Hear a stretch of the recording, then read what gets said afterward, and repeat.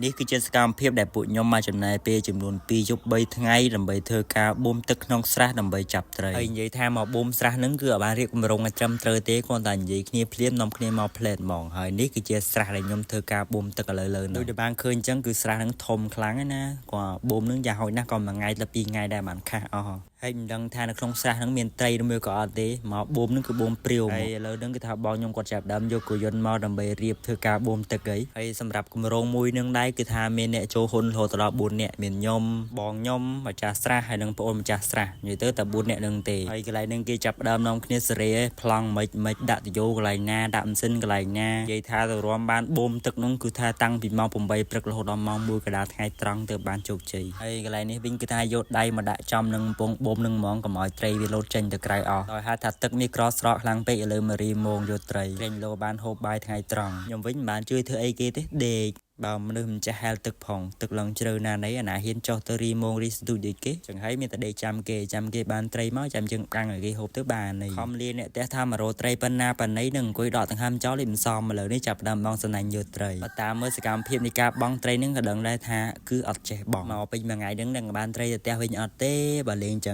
ងអីអ្នកទី1មិញមិនបាច់និយាយទេព្រោះអីមិនកើតផងគ្មានចេះបង់គ្មានអីឥឡូវមកមើលអ្នកទី2ម្ដងម៉ែអ្នកតំណងហ្នឹងម៉ែអ្នកចេះបង់សណាញ់គ្រាន់តែចេញចំហចេញចំហៀនមកគឺថាជំនាញហ្មងចាំមើលនេះ1 2 3ជីវដូចអាចខំតែសរសើរចេញមកមួយដូចមួយអត់មានខុសគ្នាសំបីបន្តិចបងសណាញ់មួយថ្ងៃហ្នឹងបានខ្យងចំនួន1ឆ្នាំហើយមិនបានដោយសារបងសណាញ់ទេបានដោយសាររើអានេះស្ងោខ្យងតាមរបបកំហើញចាស់ពីដើមបាច់ចាំយកអស់យកអីមកដាក់ញ៉ៃទេលាងទឹកទៅខ្យងឲ្យស្អាតមកដាក់ច្បើងពីលើដុតភ្លើងទៅបានគួយថែមច្បើងជាតិកន្លះម៉ោងឥឡូវនេះខ្យងរបស់យើងបានឆ្អិនហើយសួរថាវាឆ្អិនចឹងទៅហូបកើតអត់កើតផងម៉ែណាសិតតែដីខ្យងគេហើយឥឡូវនេះគឺដល់ពេលយប់ពេលយប់ចឹងគឺថាឲ្យហ៊ានទៅផ្ទះទេនៅដេកចាំយាមស្រះក្រែងលោមានណាគេមិនលួចយកត្រីទៅអស់បាត់ហើយអាពេលពាក់កណ្ដាលយប់ហ្នឹងគឺថាខ្ញុំដេកតែម្នាក់ឯងទេផ្សេងគេរវល់ទៅឆ្លោះអង្កែបឈូកកដោអស់ចឹងហើយខ្ញុំដេកយាមតែម្នាក់ឯងហ្មងហើយដឹងស្រាប់ហើយនៅតាមស្រុកស្រែពេលយប់ឡើងអូមបាច់គឺថាតិចខ្លាំងហ្មងជីមែនណាវីដេអូថតពេលយប់ចឹងខ្ញុំថតភ្លាមនេះគឺថាខ្ញុំមិនហ៊ានមើលទេខ្ញុំទឹកតព្រឹកបានខ្ញុំហ៊ានមើលមូលហេតុហ្នឹងគឺដោយសារតែខ្ញុំខ្លាចចឹងហើយបានខ្ញុំមិនហ៊ានមើលវីដេអូខ្លាចខ្ញុំទៅថតចឹងទៅជាប់អីទៅចប់បាត់ហើយជីមែនលើកទី1ខ្ញុំនៅស្រុកស្រែមែនពិតតែខ្ញុំមិនដែលដេកនៅតាមព្រៃតាមស្រែតាមអីចឹងតាមម្នាក់ឯងទេនេះជាលើកទី1សម្រាប់ខ្ញុំហើយខ្ញុំគឺជាមនុស្សម្នាក់ដែលខ្លាចខ្មោចខ្លាំងណាស់ប៉ុន្តែពេលហ្នឹងខ្ញុំអត់សូវខ្លាចបានទេពេលដែលដេកទៅដូចធម្មតាអត់មានអីទេខ្ញុំដេកតែឯងធម្មតាតើយប់ជ្រៅបានគេមកពីឆ្លោះវិញបានគេមកដេកមួយខ្ញុំចឹងទៅមានគ្នាវិញ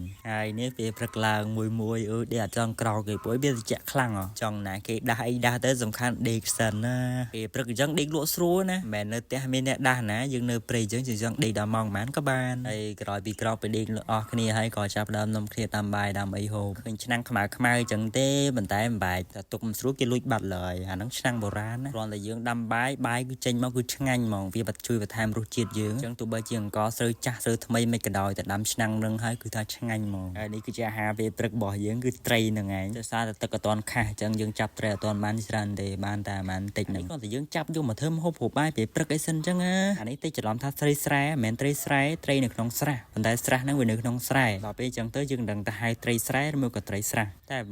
ត្រីតែសំខាន់ត្រីហ្នឹងអាំងទៅឆ្ងាញ់ហើយនេះគឺជាបាយសាមគ្គីគឺថាមានចានអត់មានអីត្រឹមត្រូវទេកាត់ដល់ស្លឹកថ្នាត់មកដាក់បាយហ្នឹងគឺហូបជុំគ្នាមកវាទៅរាំងពិបាកមើលបន្តិចប៉ុន្តែសម្រាប់ពួកខ្ញុំគឺអត់អីទេហើយបូមមករយៈពេលមួយយប់មួយថ្ងៃហើយគឺអត់ទាន់ខាស់ទេដាក់តាំងពីម៉ាស៊ីនដែលមានស៊ីម៉ាំងធម្មតារហូតដល់ស៊ីម៉ាំងមិនធម្មតាហើយនៅតែអត់ទាន់ខាស់ទៀ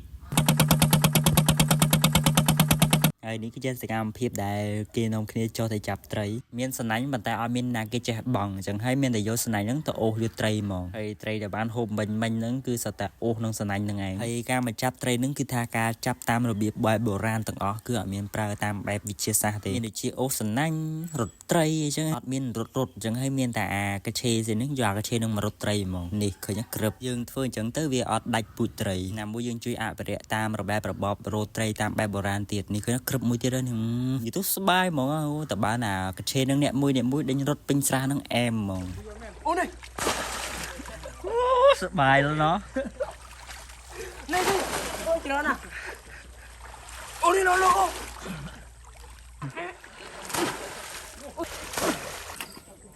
សត្រី ហើយនេះជាលទ្ធផលខំរត់ផងខំអូសសំណាញ់ផងគឺបានប៉ុណ្្នឹងឯងដឹងជាខាតនឹងជាចំណេញទេបើគិតជាថ្លៃប្រេងវិញគឺថាអស់មិនមែនចេះតិចដែរហើយពេលដែលចែកគ្នាហើយបានដូចជាអ្នក1គីឡូជាងហើយនិយាយពីបូមទឹកស្រះនឹងវិញគឺរហូតដល់2យប់2ថ្ងៃតើចូលដល់ថ្ងៃទី3បាននាំគ្នារើអីវ៉ាន់មកផ្ទះវិញហើយនិយាយពីសាច់ត្រីដែលចែកគ្នាបានដូចជាអ្នក1គីឡូជាងប៉ុណ្ណឹងហើយវីដេអូថ្ងៃហ្នឹងក៏មានតែប៉ុណ្្នឹងទេអរគុណអ្នកនរគ្នាដែលបានតាមដានវីដេអូនឹងតាំងពីដើមរហូតដល់ចប់បាយ